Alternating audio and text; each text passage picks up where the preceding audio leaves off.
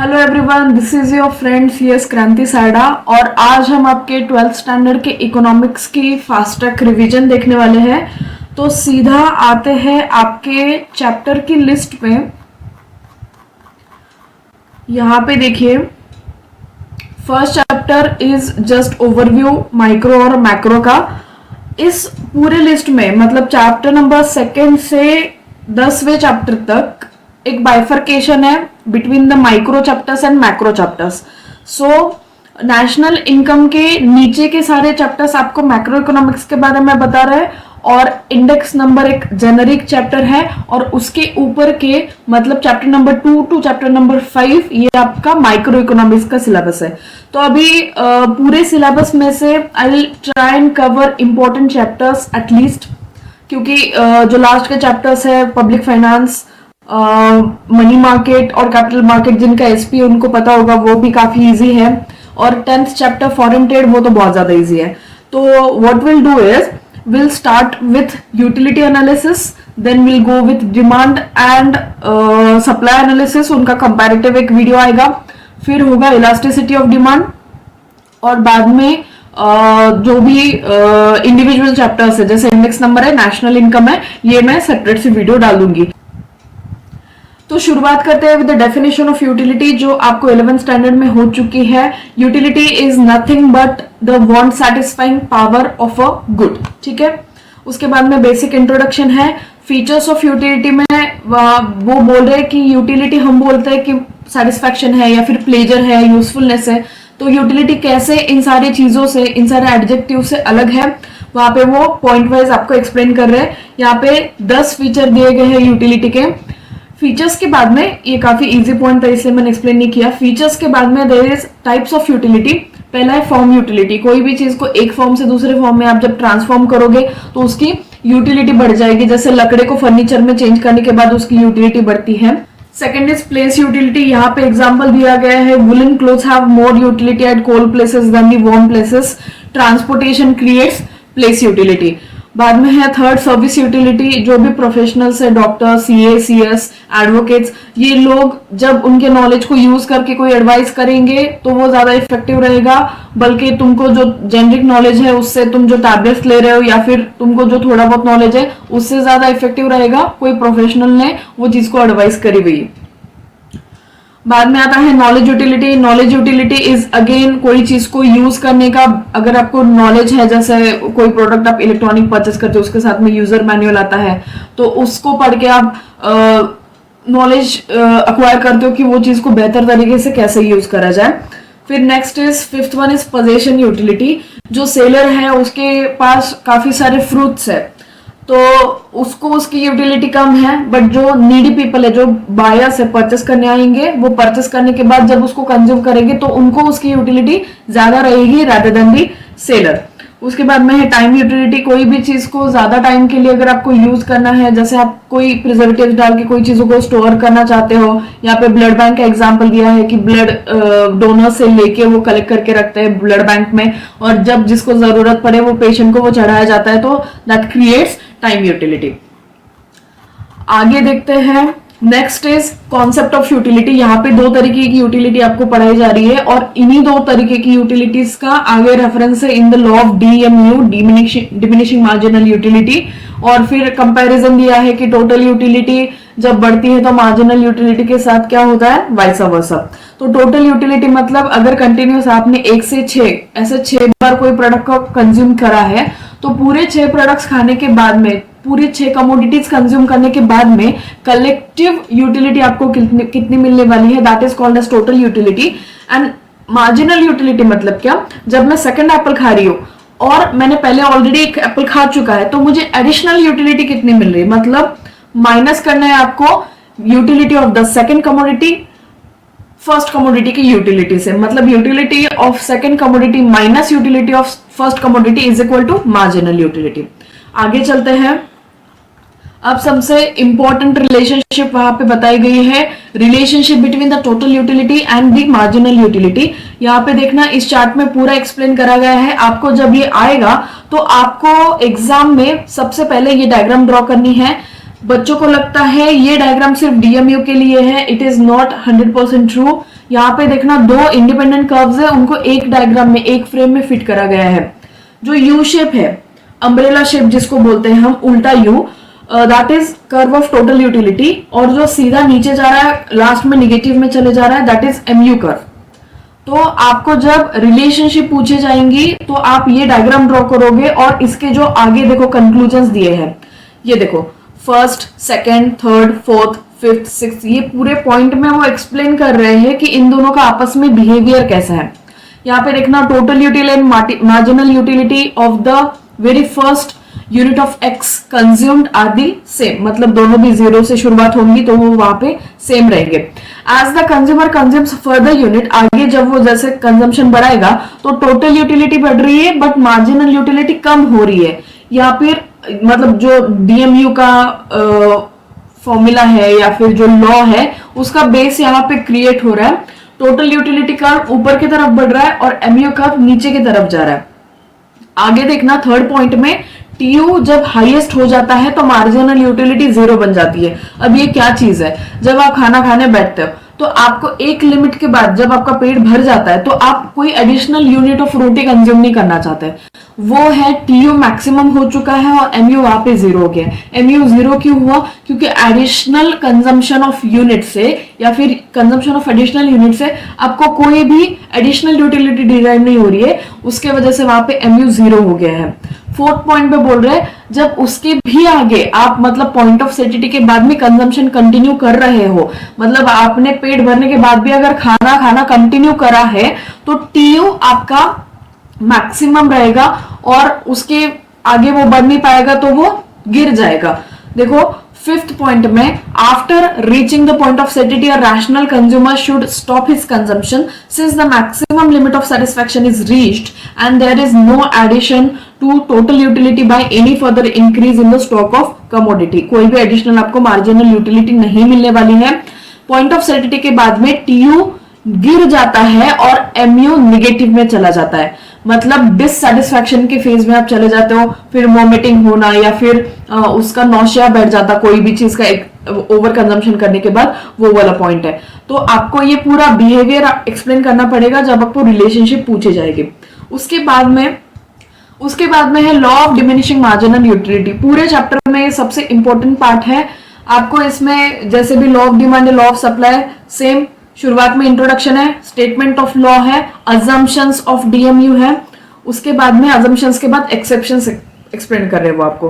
तो आ जाते हैं स्टेटमेंट पे। ये तीनों भी law of DMU, law of demand, law of supply Alfred Marshall ने दिए हुए हैं, तो आपको याद रखने की जरूरत नहीं है, अलग से किसी और इंसान ने स्टेट नहीं करे हुए हैं।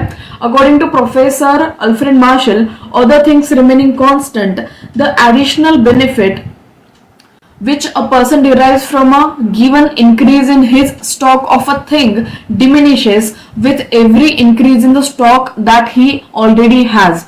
जितनी आपके पास जो चीजें हैं डिराइव होने वाला सेटिस्फैक्शन कम होते जाएगा। कोई भी चीज का जो आपके पास स्टॉक है वो जैसे जैसे बढ़ते जाएगा उससे डिराइव होने वाला सेटिस्फैक्शन आपका कम होते जाएगा। तो ये बेसिकली लॉ बोलता है। इन अदर वर्ड्स आप ये पढ़ लेना बाकी क्या बोल रहे हैं। अजम्पशंस में देखना, अजम्पशंस काफी इंपॉर्टेंट है। जो लॉ की शुरुआत हुई है वही अदर थिंग्स बीइंग कांस्टेंट से हुई है, वही चीज, वही दो मतलब कॉम्बिनेशन ऑफ वर्ड सेंटेंस जो है वो अजम्पशंस की तरफ डायरेक्शन कर रहा है आपको। अजम्पशंस में देखना, following are the assumptions of the law of diminishing marginal utility. पहला है रैशनैलिटी। कोई भी कंज्यूमर जो ये लॉ जिसपे हम प्रूव करना चाहते हैं कि चलो ये हम प्रूव कर देंगे कि डीएमयू एग्जिस्ट करता है, लॉ ऑफ डीएमयू एग्जिस्ट करता है, वो कंज्यूमर रैशनल होना चाहिए। उस कंज्यूमर का कोई बायसनेस नहीं होना चाहिए towards the commodity that he is consuming, और वो नॉर्मल स्टेट ऑफ माइंड में रहना चाहिए, इंसेनिटी उसमें नहीं चाहिए, एटसेट्रा एटसेट्रा। एक रैशनल पर्सन चाहिए। बाद में कार्डिनल मेजरमेंट। कार्डिनल मेजरमेंट मतलब अभी आपको अगर पूछा जाए कि आपको आइसक्रीम पसंद है तो कितनी पसंद है, हमको एक सॉलिड टर्म्स में बताओ, तो you are unable to state the exact unit of utility, क्योंकि यूटिलिटी का यूनिट एग्जिस्ट ही नहीं करता है, मतलब इसको कार्डिनली हम मेजर कर ही नहीं सकते। तो यहाँ पे अज्यूम करा जा रहा है कि हम कार्डिनली मेजर कर सकते हैं। देखो जो चीज इम्पॉसिबल है उसको तो अज्यूम करने की बात आती है ना, जो चीज ऑलरेडी एग्जिस्ट करती है उसको क्या अज्यूम करना है, ठीक है। फिर है होमोजेनिटी, अगर आप एप्पल ले रहे हो एज अ कमोडिटी तो सारे एप्पल एक तरीके चाहिए, एक जैसे चाहिए, वो बोला होमोजेनिटी। फिर है कंटिन्यूटी, आपका पहला एप्पल खा के होने के बाद तुरंत आपको दूसरा एप्पल कंज्यूम करना है। आप ये नहीं बोल सकते मैं आज खाऊंगा कल खाऊंगा, हफ्ते भर में चलता रहेगा, डीएमयू का एग्जांपल, ये नहीं चलेगा। आपको कंटिन्यूअस कंजम्पशन करना है वो जो भी आपने कमोडिटी चूज की है उसकी। Fifth point is reasonability, all the units of a community consumed are reasonable, are of reasonable size, मतलब बहुत ज्यादा भी नहीं होना चाहिए, बहुत कम भी नहीं होना चाहिए। आप ये नहीं बोल सकते मैं अकेला एक वाटरमेलन खत्म करूंगा तो डीएमयू आपका तुरंत ही ट्रिगर हो जाएगा कि आप दूसरा वाटरमेलन कंज्यूम नहीं कर पाओगे। तो आपको अगर पीसेस में कंजम्पशन करना है तो pieces should be of reasonable size. फिर आता है कॉन्स्टेंसी, कॉन्स्टेंसी मतलब जो भी आप पीसेस ले रहे हो, जैसे एप्पल ले रहे हो तो एक जगह जाओगे तो एक ही स्टोर से आप एप्पल उठाओगे, एक एप्पल दूसरे एप्पल के जैसा ही चाहिए in terms of taste, size, texture, quality etcetera.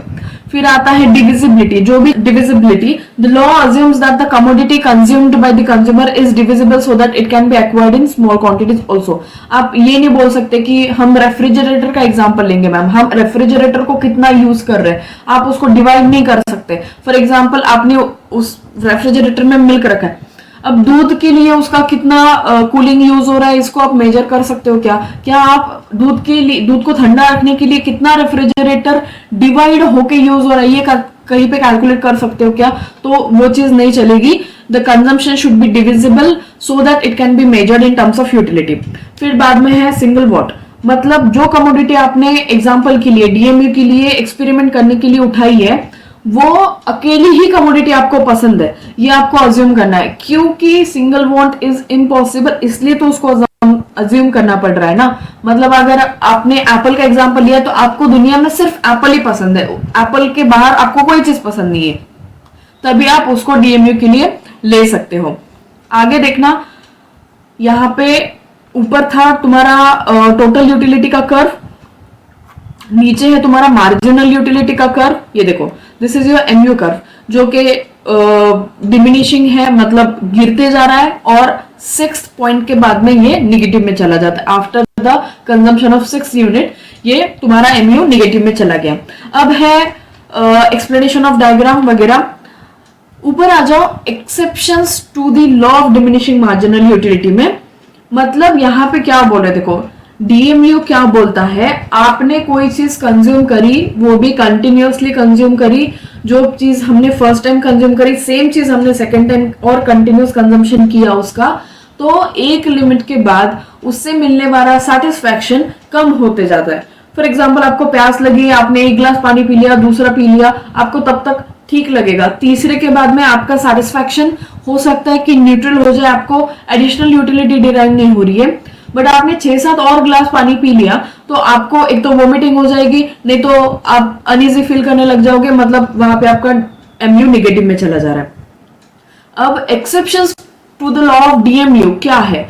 ये ऐसी चीजें हैं जिनका कंटिन्यूअस कंजम्पशन करने के बावजूद भी, जिनको आप बार बार खा रहे हो या फिर वो चीज बार बार कर रहे हो, फिर भी आपका डीएमयू ट्रिगर नहीं हो रहा है।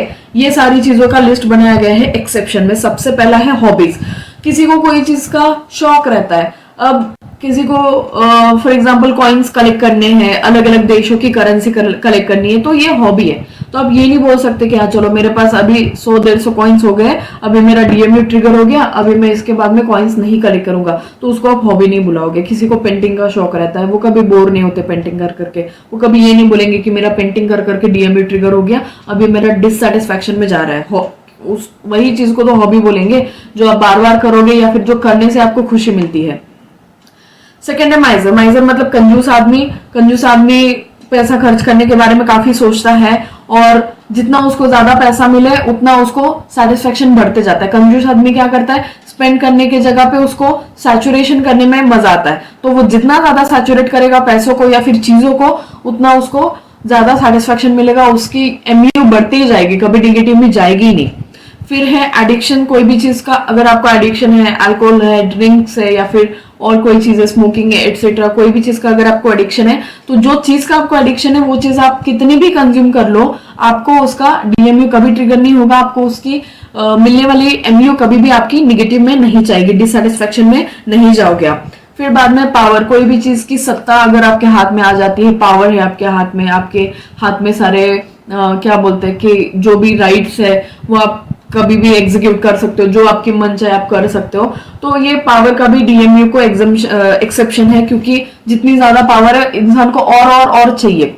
फिर बाद में है, सबको ही पता है, पैसा। पैसा कभी भी कोई नहीं बोलेगा यार बहुत पैसा कमा लिया, अभी इसके बाद में नहीं कमाना है, रुक जाते हैं, अभी मेरा डीएमयू ट्रिगर हो रहा है इन टर्म्स ऑफ मनी, अभी मुझे डिससेटिस्फैक्शन आ रहा है आने वाले पैसों से, ऐसा कभी नहीं होगा। देन इसके वजह से ये जो मनी है वो आपके एक्सेप्शन में आ रहा है। आगे देखना क्रिटिसिज्म। अभी कोई भी लॉ आता है, जो भी इंसान उसको पुट फॉरवर्ड करता है, फिर और चार लोग उसको क्रिटिसाइज कर देते कि ये लॉ क्यों सही नहीं है, या फिर उनके नजरिए से क्यों ये सही नहीं है। तो उन्होंने नीचे पॉइंट्स दिए हैं। सबसे पहला तो अनरियलिस्टिक अजम्पशंस। वैसे तो सारे लॉज के अजम्पशंस अनरियलिस्टिक ही रहते हैं। आप आगे देखोगे लॉ ऑफ डिमांड और लॉ ऑफ सप्लाई की भी अजम्पशंस अनरियलिस्टिक है। वो बोलेंगे टैक्स ही नहीं है, ऐसा अज्यूम करो, ऐसा हो ही नहीं सकता।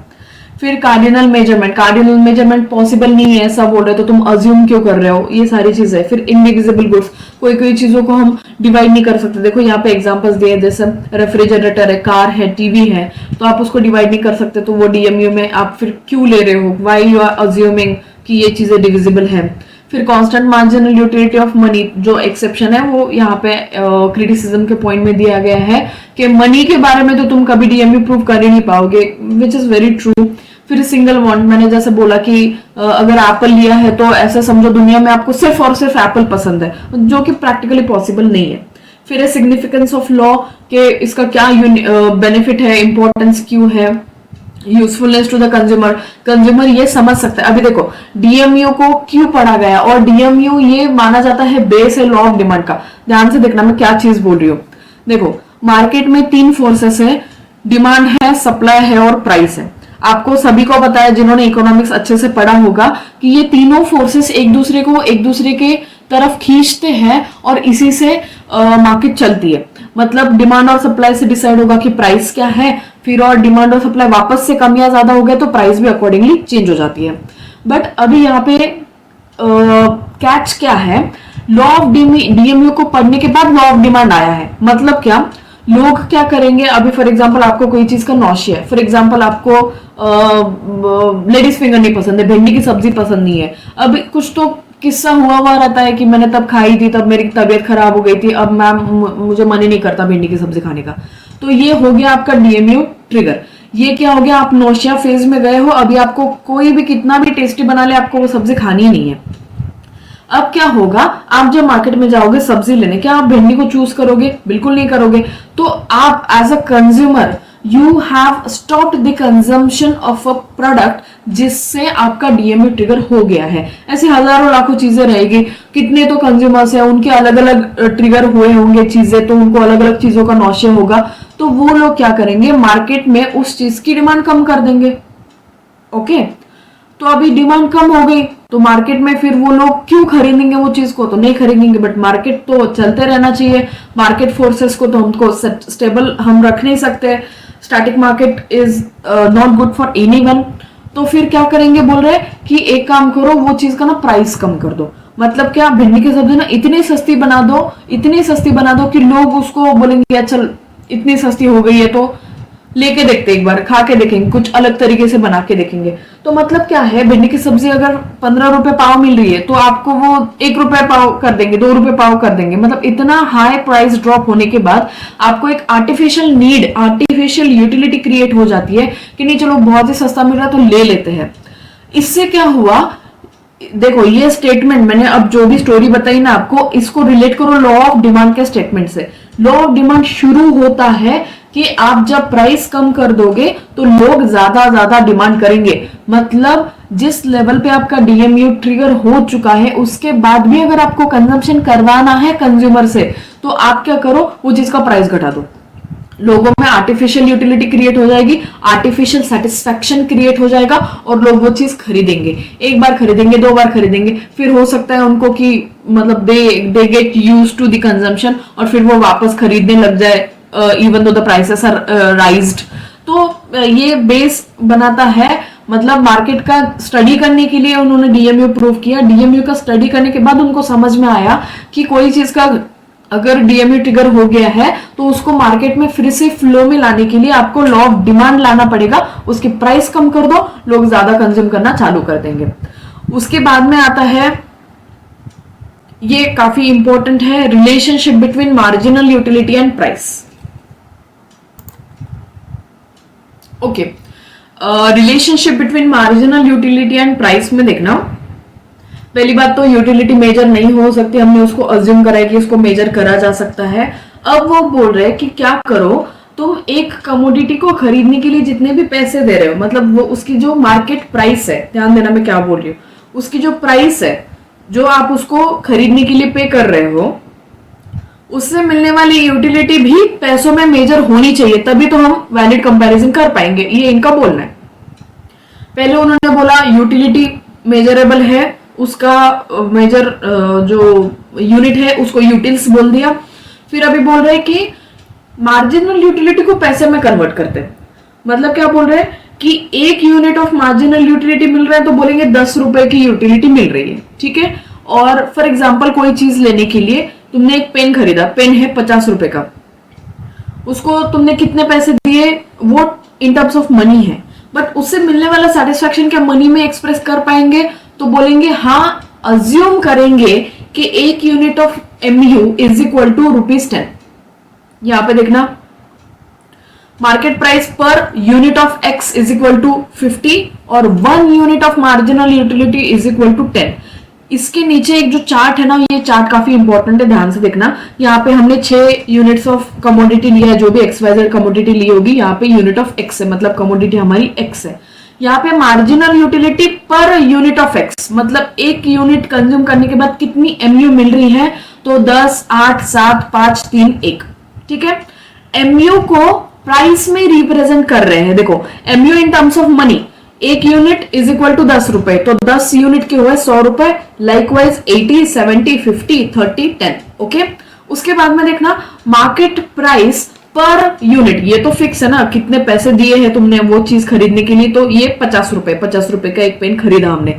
अब देखो कंपैरिजन कर रहे हैं, कंपैरिजन के साथ साथ राइट हैंड साइड में 1, 2, 3 पॉइंट दिए हैं, जिसमें intra marginal units, consumers equilibrium और एक्स्ट्रा मार्जिनल यूनिट्स, इसको ध्यान में देना, ध्यान से देखना, इसको कंपैरिजन करेंगे, देखो चार्ट और ये 3 पॉइंट्स का। अब देखना, पहले तीन बार जब हमने 50 रुपए का पेन खरीदा तो हमारी यूटिलिटी, मतलब marginal utility was more than the price we have paid for the pen, मतलब 50 रुपए पे कर रहे हैं, बट उसके देखो first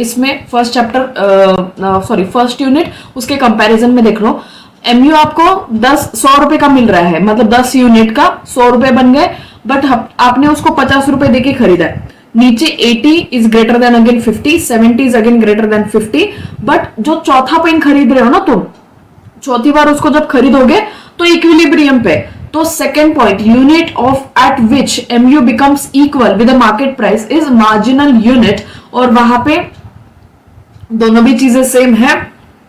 marginal utility, marginal utility आपकी मैच हो रही है आपके जितनी भी प्राइस आपने पे करी है उससे, this will be called as consumer's equilibrium. उसके ऊपर के जो सारे यूनिट्स थे जहां पे आपकी एमयू ज्यादा दिख रही थी in comparison with the price paid for the units, उनको बोलेंगे intra marginal utility, where MU is greater than the price paid for the commodity. उसके नीचे मतलब 5th और 6th यूनिट के टाइम पे आप उनको बोलेंगे एक्स्ट्रा मार्जिनल यूनिट्स, क्यों? क्योंकि उनसे डिराइव होने वाली marginal utility is less than the price paid for the unit. This is what your chapter is. इसमें जो कोई भी इंपॉर्टेंट पॉइंट्स थे आई हैव टच्ड अपॉन, और कोई भी अगर अलग चैप्टर आपको चाहिए, मैंने एक लिस्ट बना रखी है जो भी इंपॉर्टेंट चैप्टर्स है, वेटेज वाइज भी, कॉन्सेप्ट्स वाइज भी, बट उसके अलावा भी आपका अगर कुछ चैप्टर्स चाहिए अलग से कि मैम इजी है बट एक बार करवा दो, तो आप कमेंट्स में लिख देना please. I will always cater to your demands and thank you. हम यहाँ पे रुकते हैं, नेक्स्ट वीडियो में हम नेक्स्ट चैप्टर करेंगे। Thank you so much.